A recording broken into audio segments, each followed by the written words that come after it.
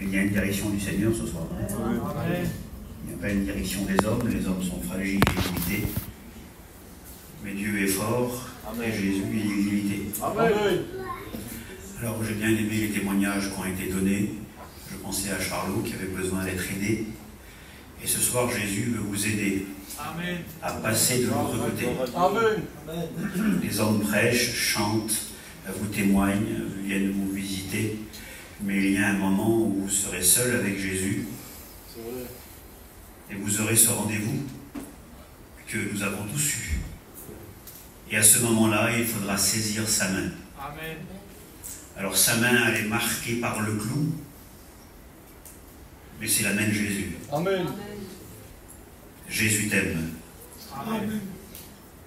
Et lui, il te comprend. Nous, on a du mal à cerner les difficultés. Même les psychologues, le cerveau humain est compliqué. Et le cœur aussi, parce que le cœur subit des blessures, des fois, des blessures à l'âme. Mais Jésus a dit, je suis venu guérir celui qui avait le cœur brisé. Amen. Amen. Jésus est la solution à tous les problèmes. Amen. Et merci Seigneur pour la réunion de ce soir. Accordez-moi une quinzaine de minutes, 20 minutes maximum. Ensuite, on priera le Seigneur. Vous voulez qu'on fasse une lecture ensemble? On va faire une lecture ensemble. Je ne vois pas trop bien, je n'ai pas mes lunettes, je vais essayer. Dans Jean 9, verset 1er, Jésus vit en passant un homme aveugle. Vous avez compris que ce soir, on parlera d'un homme aveugle, un homme avec un handicap, avec un besoin. Ses disciples se poseront cette question, Rabbi, qui a péché, cet homme ou ses parents, pour qu'il soit né aveugle? Jésus répondit, ce n'est pas lui ou ses parents qui ont péché, mais c'est afin que l'œuvre de Dieu soit manifestée. Et Jésus a parlé, il dit, il faut que je fasse, tandis qu'il est jour, les œuvres de celui qui m'a envoyé. Verset 5, pendant que je suis dans le monde, je suis la lumière du monde. Après avoir dit cela, Jésus cracha à terre, il fit de la boue avec sa salive, et puis il appliqua cette boue sur les yeux de l'aveugle. Et lui dit, va et lave-toi au réservoir de Siloé, nom qui signifie envoyé. Il alla, se lava, retournant et en voyant clair. Amen. Amen. La fin de l'histoire, c'est que cet homme, il a vécu un miracle. Amen.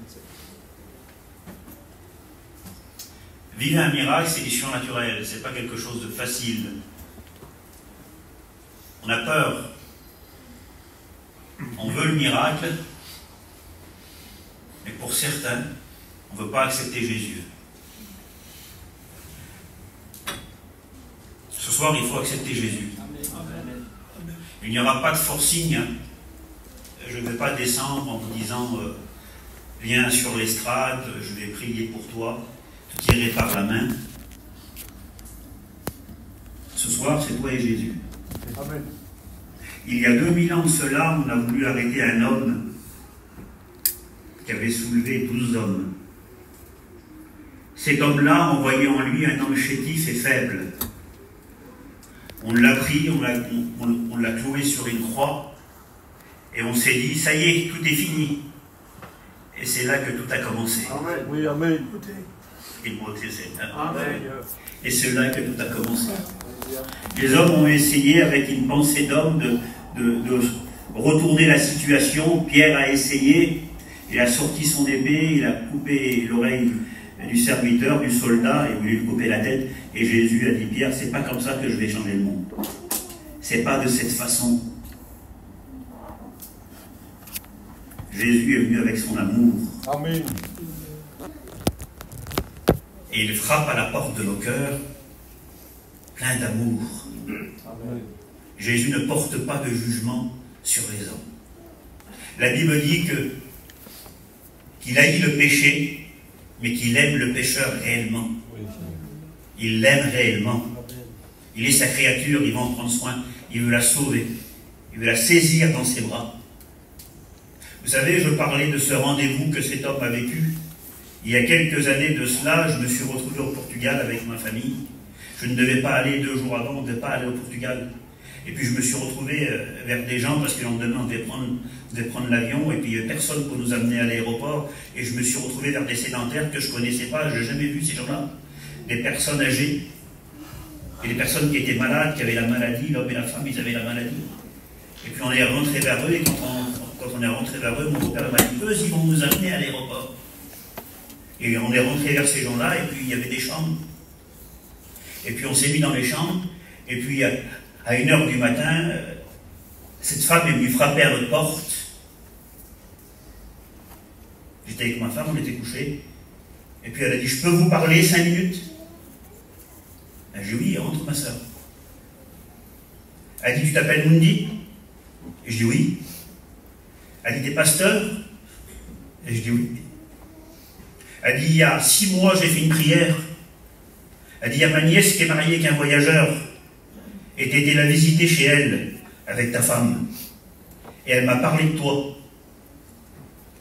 Et moi, quand j'ai rentré chez moi, et ma nièce, elle le savait que j'étais malade, et puis que la maladie est très agressive. Alors je me suis tourné vers Dieu et j'ai dit, Seigneur, le garçon t'a parlé à ma nièce, le pasteur, envoie-le chez moi. Envoie-le chez moi.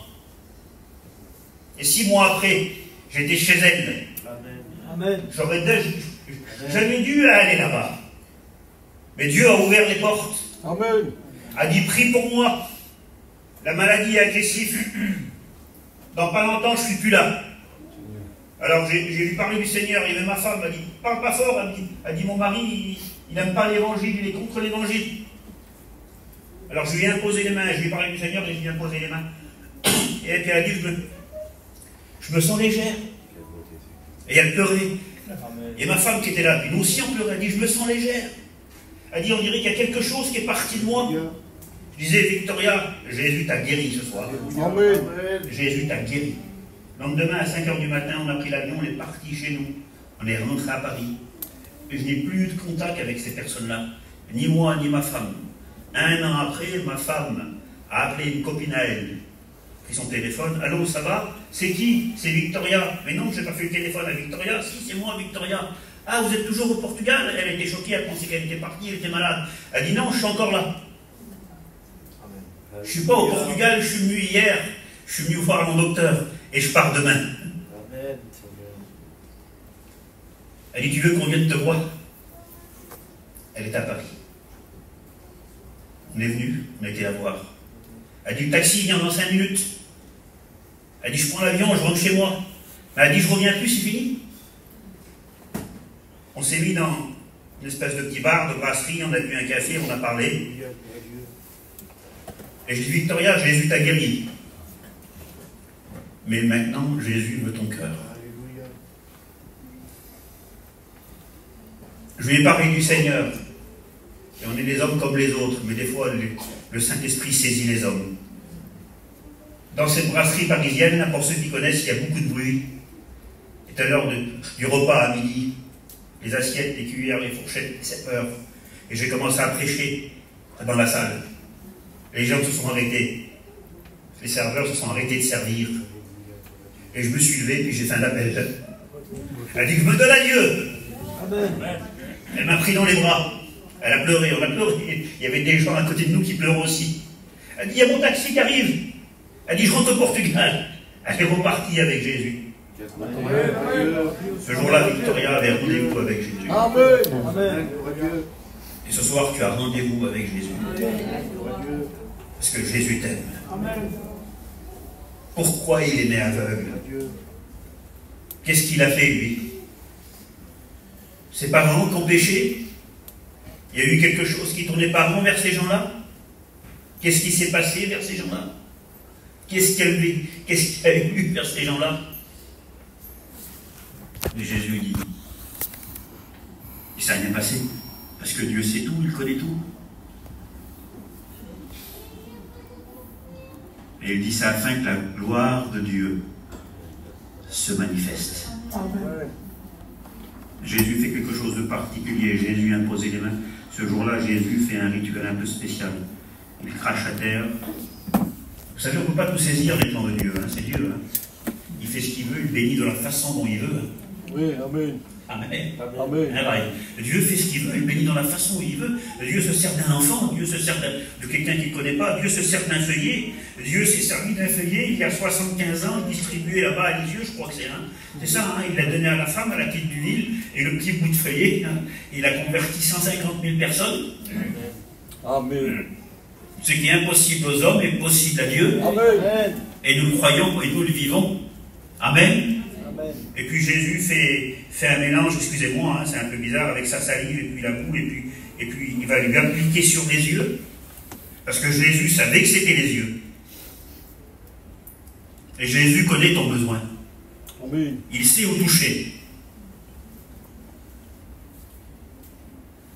On a peur des fois que les choses ne se passent pas bien avec Jésus. On a peur de ne pas y arriver. Jésus est l'avocat qui n'a jamais perdu un procès. Amen. La Bible dit qu'il est l'avocat qui intercède près du Père pour nous. Jésus n'a jamais perdu un procès. Vous savez, dans le monde, il y a des avocats véreux, on les paye, ils payent les juges.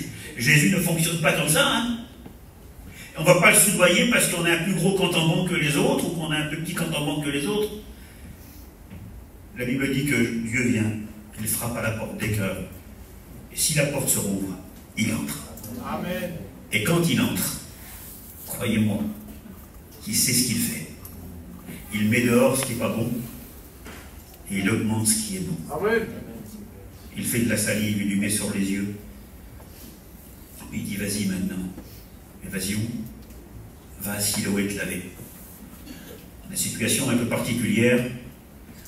Je ne l'ai pas trop compris en la lisant. J'ai bien aimé le témoignage de la femme à Manolo tout à l'heure. Seigneur, il aurait pu dire ça, lui. C'est parce que je suis aveugle de naissance.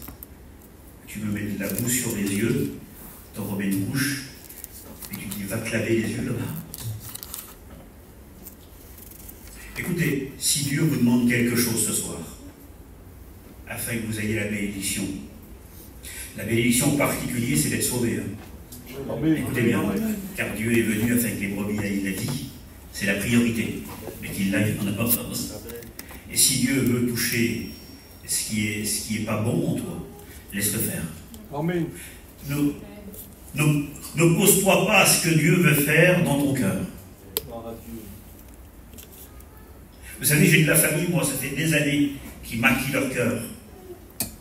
Ça fait des années qu'ils passent à travers les mailles du filet. Ça fait des années que l'évangile leur est prêché. On fait des réunions par l'hiver. Et à chaque réunion, c'est un combat. À chaque réunion, on voit les larmes sur le visage. À chaque réunion, on voit les sueurs, comme le frère a dit tout à l'heure. Et à chaque réunion, ils passent à travers. Mais il y a un moment où il faut accepter Jésus. Et il y a un moment où on est seul devant Jésus et la croix. Et il y a un moment où on ne peut plus se tourner, on ne peut plus s'en aller. On n'a pas la force à dire oui des fois. On n'a pas la force à dire Seigneur, viens, entre. C'est simplement un regard tourné vers Dieu. Amen. Et Jésus vient. Alors il lui dit, vas-y. Mais vas-y où? Vas-y où? Il dit, va à Siloé. C'est là-bas que tu seras guéri. Montez, Seigneur. Il aurait pu prendre un peu d'eau à côté, frapper, Joe. Il aurait pu tricher. En disant, donnez-moi un peu d'eau, frapper à une porte. On aurait pris pitié de lui, se laver les mains, se les mettre sur les yeux. Mais ça n'aurait pas marché. Parce que la bénédiction n'était pas là. La bénédiction était plus loin. Elle était à Siloé. Et il fallait qu'il avance un peu plus loin. Je voudrais m'adresser à ceux qui viennent à l'église, ceux qui ne sont pas engagés encore, et qui croient qu'ils n'y arriveront pas. Va un peu plus loin. Amen. Amen. Avance un peu plus loin. Oui, c'est vrai, Amen. C'est pour toi. Dieu l'a préparé pour toi. Et quand il va à Siloé, la Bible dit qu'il se lave le visage. La boue avait cessé sur ses yeux. Et il ramène l'eau. Il ramène l'eau. Et là, il y a quelque chose qu'il n'a jamais vécu. Quelque chose qu'il ne connaissait pas.